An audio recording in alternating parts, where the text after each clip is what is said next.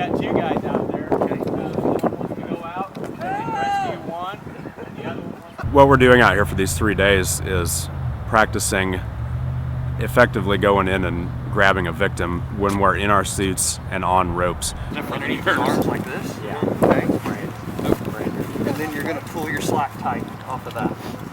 That will slack him to you without tightening him up on. So when we scheduled this in January, we expected that there'd be ice.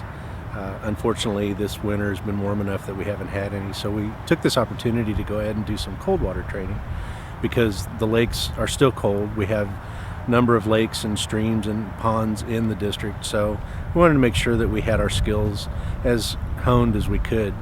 Most people know the sensation of being outside on a cold winter day, and maybe your gloves aren't thick enough, your fingers and your hands start to get cold, and the colder they get before frostbite sets in, it becomes more and more difficult to articulate your fingers. They almost feel as though they're swelling up.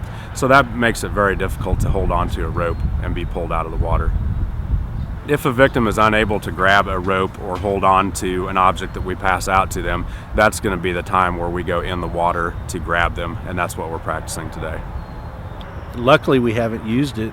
The last time we used any of this kind of training, I think, was 2 years ago. There was a deer out on the ice on this lake, and it had been hurt and couldn't get back in, so the guys went out and got it and brought it back in, mostly because we don't want anybody seeing the animal out there and going out to try to help it and then getting trapped themselves. So we went out and got it and brought it back, and the conservation department took care of it.